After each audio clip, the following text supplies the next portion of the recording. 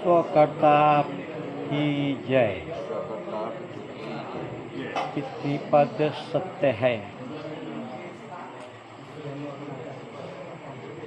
नमस्कार देशवासियों, आज मैं पूरे भारत के माता पिता से विनम्र अपील कर रहा हूं कि आपके 9 से 14 साल के बच्चियों को बांझ बनाने के लिए डीपॉपुलेशन एजेंडा के तहत HPV वैक्सीन लगाई जा रही है, जिसमें ये बताया जा रहा है कि 45 साल में कैंसर, सर्वाइकल कैंसर नहीं होगा।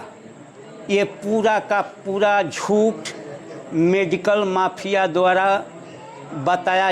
फैलाया जा रहा है और बच्चियों को इस भ्रम में इंजेक्शन लगा करके उनको बांझ बनाने की प्रक्रिया पूरे देश में चल रही है। बहुत ही दुखद एवं गंभीर विषय है।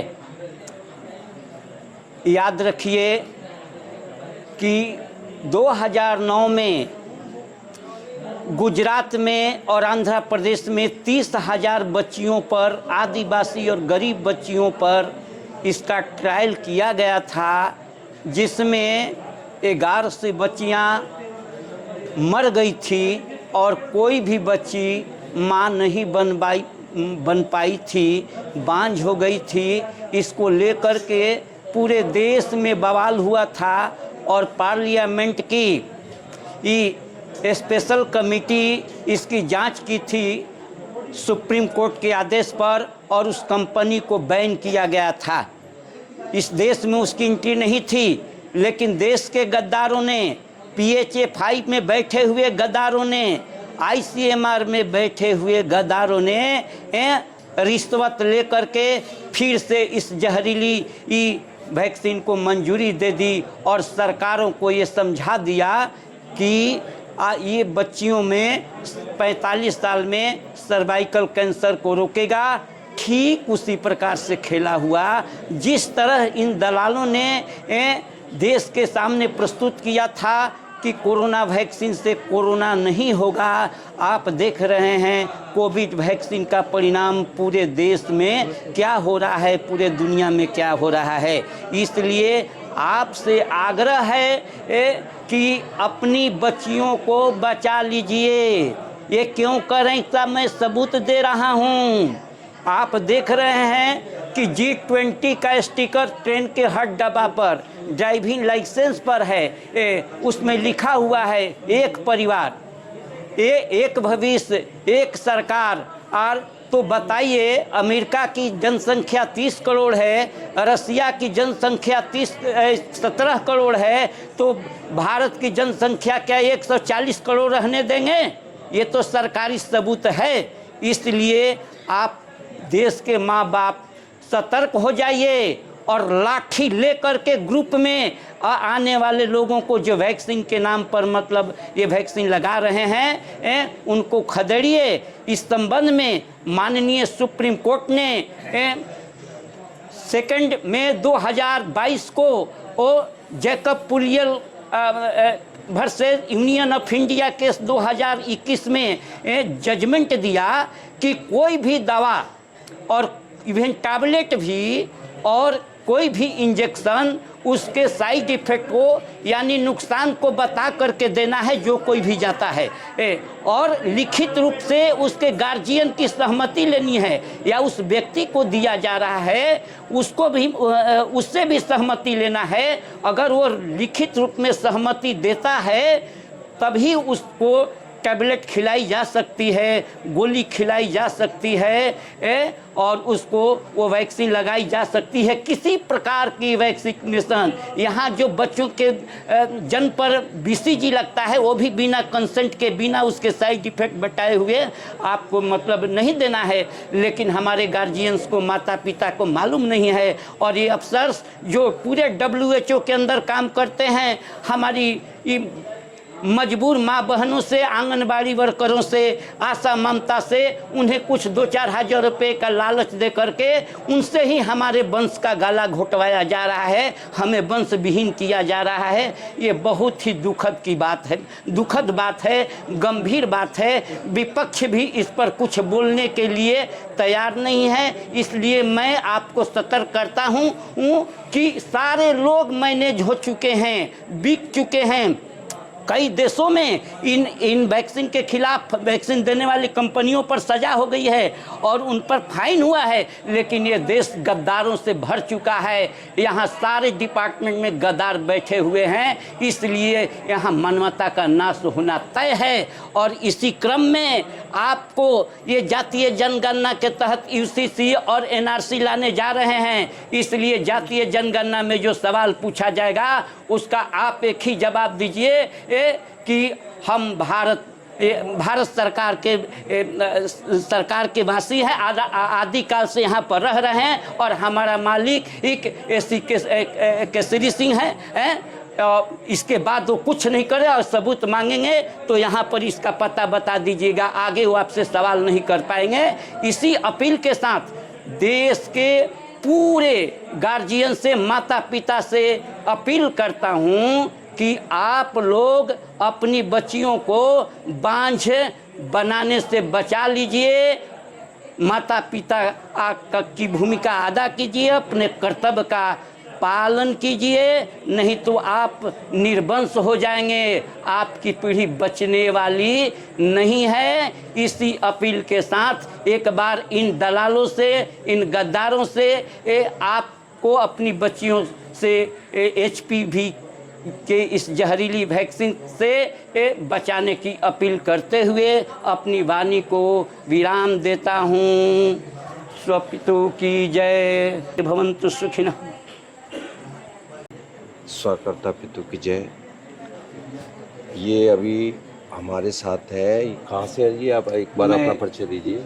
मैं बिहार से आया हूँ, भोजपुर जिला, उदवंत नगर प्रखंड और वर्तमान में कसाब पंचायत का सरपंच हूँ। अच्छा, तो आपने अभी वैक्सीन के बारे में कुछ मैसेज दिया था और बता रहे थे, तो उसके बारे में बताइए। जो अभी स्कूल में 9th से लेके और 10th तक की बच्चियों के जो वैक्सीन लगाए जा रहे हैं उसी के बारे में बता रहे थे आप जी।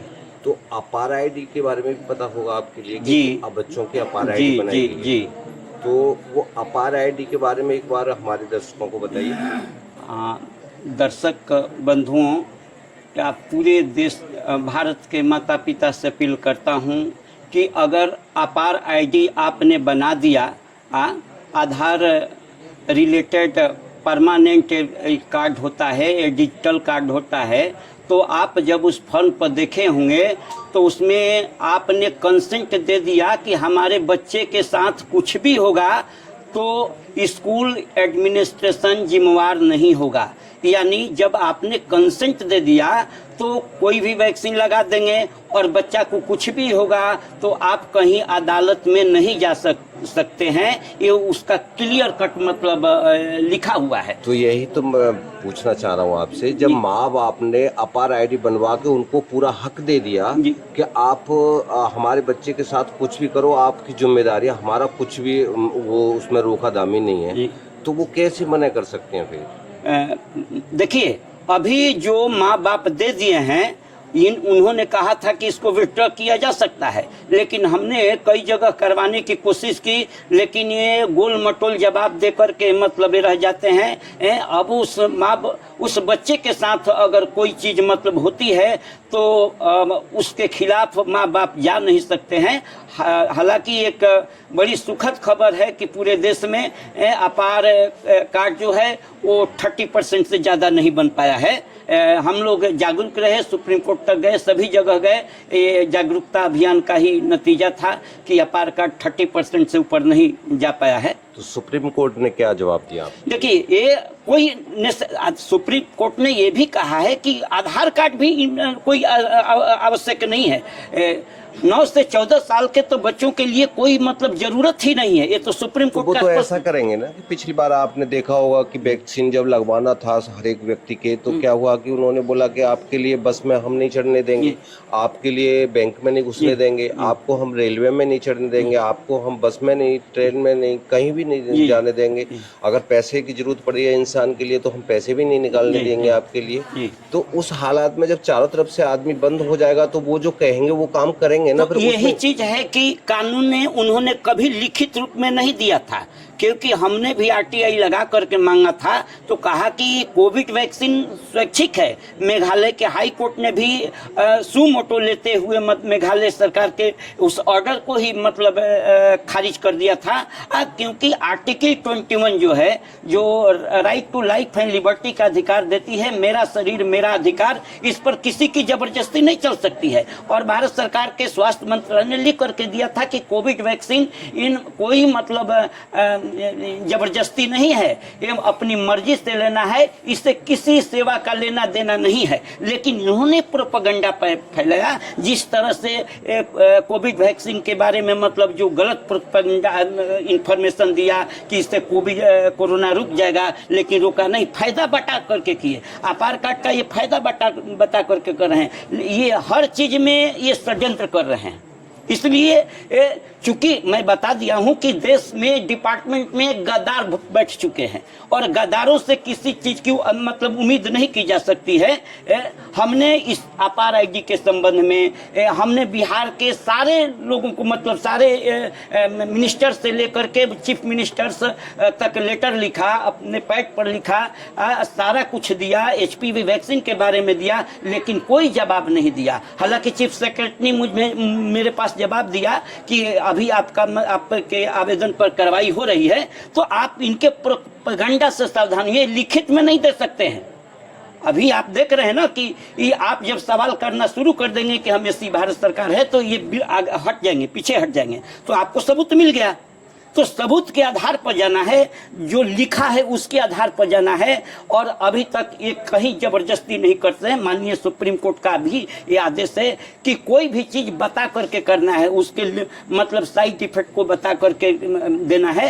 ये बात मैं पूरे अभी बताया। लेकिन इसी तरह से अपार आईडी में केवल मौखिक आदेश दिया गया है। और जब मैं स्कूल में पहुंचा और उनको ज्वाइंट सेक्रेटरी का लेटर दिखाया तो स्कूल एडमिनिस्ट्रेशन चुप हो गया, बोला कि हम नहीं करेंगे। उन्होंने अपने अधिकारी को भेज दिया। हमने ये बात मान लिया आपकी। आपने दूसरी बात बोली WHO। ये WHO क्या है? देखिए, बताएंगे इसका WHO स्कूलों में लगवा रहा है क्या? ये देखिए, ये जितने भी फार्मा कंपनियां हैं वो WHO को डोनेट करती हैं। ये और WHO ये गाइडलाइन जारी करता है कि क्या करना है ये हेल्थ स्कीम के नाम पर, और कि लोगों का पूरा हेल्थ कैप्चर कर चुका है। अभी पहले WHO था, वर्ल्ड हेल्थ ऑर्गेनाइजेशन, लेकिन आज की तारीख में कोविड के बाद उसका नाम ही दुनिया ने दे दिया है, सारे लोगों ने, वर्ल्ड हेल्थ ऑर्गेनाइजेशन, विश्व नरकीय संगठन। आज की तारीख में WHO का यही स्टेटस है। तो ये सारे फार्मा कंपनियों का जाल है। और आप 15 अगस्त को घोषणा हो जाएगा न्यू ऑर्डर के रूप में, चाहे पेंडेमिक ट्रीटी के रूप में, महामारी संधि के रूप में, या चाहे वर्ल्ड कॉन्स्टिट्यूशन के बारे में देखिएगा। उसके साथ ही हमारा शरीर भी अब प्राइवेट कंपनियों के हाथ में चला जाएगा, फार्मा कंपनियों के हाथ में चला जाएगा। जैसे देश की संपत्ति चली गई, अब इसके बाद, इस कॉन्स्टिट्यूशन के बाद हमारा शरीर भी हमारे हाथ में नहीं रहेगा। हम बता रहे थे कि जिस धारा के तहत आर्टिकल 21 वो भी अब खत्म कर देंगे ये लोग। इसलिए पूरे देश के लोगों को मैं अपील करना चाहता हूं, भारत के लोगों से अपील करना चाहता हूं कि इस पर ज़्यादा से ज़्यादा ध्यान दें। कोई भी आए तो उसे लिखित मांगिए। ऑर्डर कहाँ है वो लिखित देने के लिए? तो लिखित के लिए तो उन्होंने वैक्सीन के लिए भी मना कर दिया कि हमने किसी के साथ जोर जबरदस्ती नहीं की थी। हाँ, ये बिल्कुल ही 28 नवंबर 2022 को सरकार ने कह दिया कि हमने किसी को जोर जबरदस्ती नहीं किया था, हमने सारा कुछ बता दिया था कि मतलब इससे कैंसर होगा, इससे टीटीएस होगा, इससे किडनी फेल होगा, इससे शुगर होगा, इससे बीपी होगा, ब्रेन हेमरेज होगा। लेकिन आप बताइए कि कहीं किसी ने बताया था? नहीं। लोगों को आप ही तो बता रहे हैं कि बैंक का खाता नहीं खुलेगा। तो ये सरकार झूठ बोल रही है, उनसे झूठ बोलवाया जा रहा है। चलो ठीक है जी, देखो ये हमारे थे इतनी जानकारी दी है और आप इस जानकारी को समझें। और कुछ हमारे दर्शकों के लिए शॉर्टकट में कुछ बताना चाहेंगे? देखिए, आज की तारीख में जागरूकता ही बचाव है, जानकारी ही बचाव है। हर माँ बाप, हर व्यक्ति जानकारी रखें, नियम कानून की जानकारी रखें, तभी आप बचिएगा। और ग्रुप में रहें, याद रखिएगा, ग्रुप में रहना बेहद जरूरी है। जहां कोई आता है तो 50 आदमी एक साथ आकर के सवाल पूछना शुरू कर दीजिए, तभी आप अपने बच्चों को, अपनी पीढ़ी को बचा सकते हैं। अपने नेताओं पर भरोसा छोड़ दीजिए, ये लोग बेच चुके हैं आपको। बहुत बहुत धन्यवाद। ठीक है, स्वकर्ता कीजिए। स्वकर्ता कीजिए।